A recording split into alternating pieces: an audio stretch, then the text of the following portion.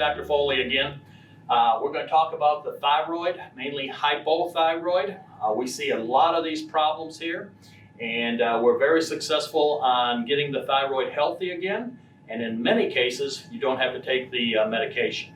So here's some symptoms on thyroid issues. First of all, your thyroid is butterfly shaped, it's 2.5 inches long, and it sits right here, right under your Adam's apple.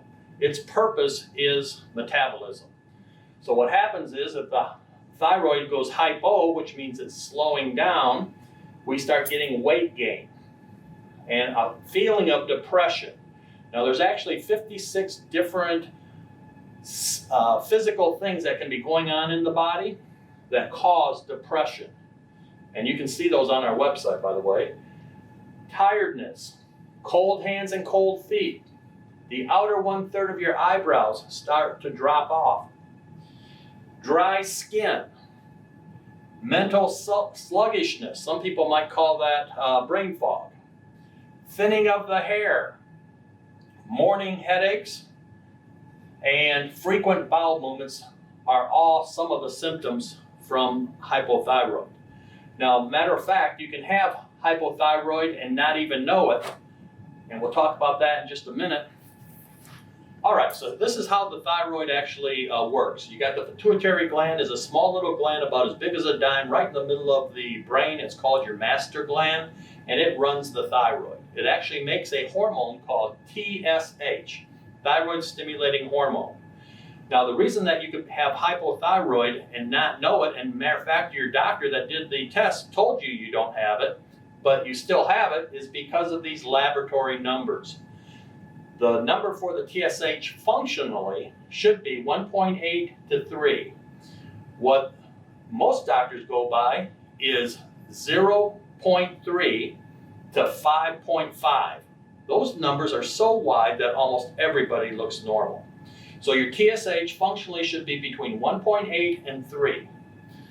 The TSH then goes to the thyroid and tells the thyroid to make two hormones.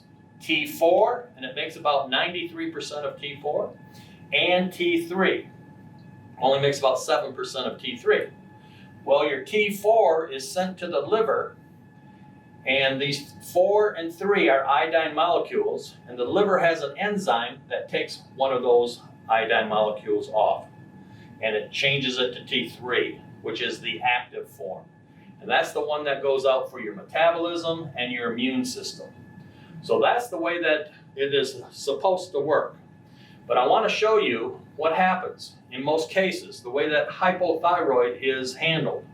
So when you're hypothyroid, that means that your TSH goes high. So this TSH is going high, it's stacking up in the blood. They'll do the blood test and they say, okay, your TSH is high. Well, when that's high, it means that the thyroid is not absorbing the TSH. So your T4 is actually going low. So when that goes low, most doctors will say, well, you got low T4, which is a hormone. Let's just add some in, which most people call it medication, but it's actually synthetic T4. Now, when that happens, that shuts down your thyroid and goes directly to your liver. So here's the catch-22 when we're working with somebody trying to get their thyroid up, is we're trying to stimulate the thyroid, getting it to work, and the T4 is shutting down the thyroid. You've probably heard the term, if you don't use it, you lose it. Well, that's what's happening here. So we're trying to get the thyroid to work naturally with supplements, and the T4 is shutting it down. So it takes a little while to turn this around and get that thyroid up and going, depending on how long you've been on the medication. Now, there's another thing that happens with the thyroid, and that is Hashimoto's. 80% of everyone that has hypothyroid has Hashimoto's and doesn't even know it. So let's talk about Hashimoto's here for a few minutes. Hashimoto's is an autoimmune disease. There is a blood test that you have to take. Most doctors don't even check this. Because most doctors that are handling hypothyroid are medical doctors, and they have no cure for this. There's no medicine for Hashimoto's. But a lot of times I've had patients come in and they're telling me, oh yeah, I've got that covered. I'm taking medication for my thyroid. This Hashimoto's is not a thyroid problem. It's actually a digestive problem. They don't know why this starts, but an autoimmune means that your own immune system is attacking your body. 70 to 80% of your immune system is digestion.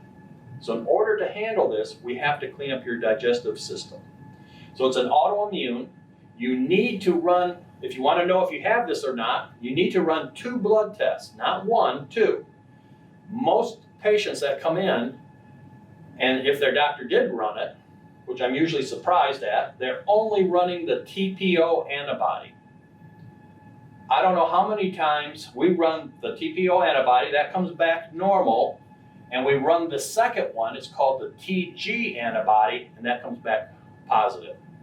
Either one of these could be positive, or just one of them could be positive, and you have Hashimoto's. So again, Hashimoto's is not a thyroid problem, it's a digestive problem. So when somebody comes in with this, what we have to do is, first of all, we have to protect the thyroid, which there's nutrition to do that. Second of all, we have to decrease the attack on the thyroid, which we use herbs for that. And third of all, we want it to go dormant. Yes, it can go dormant. Last year, I had 3 people come in. At the beginning of the year, they had Hashimoto's. At the end of the year, they did not have Hashimoto's, and that was verified with these antibodies. So I'm going to show you how this Hashimoto's affects your thyroid. Now, you could have hypothyroid. That's what's most common. That's when most people find it. You could have a normal thyroid and have Hashimoto's, or you could have hyperthyroid. It has nothing to do with your thyroid. So here's what happens when this autoimmune disease, Hashimoto's, turns on. So you have antibodies. We'll put A, B for your antibodies. You have these in your system. They're actually there to protect you. They go after things like viruses, bacteria, parasites, yeast. But what happens is they will go haywire. And when they go haywire, they start attacking the thyroid and destroying the thyroid. It doesn't matter how much T4 you take, if you're on medication, it is not going to protect you against the Hashimoto's autoimmune disease. So again, what we have to do is, first of all, we have to protect the thyroid. Second of all, we have to decrease the attack on the thyroid. And third, we have to handle the digestive system to reverse the Hashimoto's. And yes, Hashimoto's can be reversed. The problem with autoimmune, like if you had Hashimoto's, you're prone to have more autoimmune diseases in the future. So we always want to handle that, get it dormant again, and that will help the thyroid, and we'll be able to bring that thyroid back online a lot easier. I hope you got something out of this, and I will see you on the next video.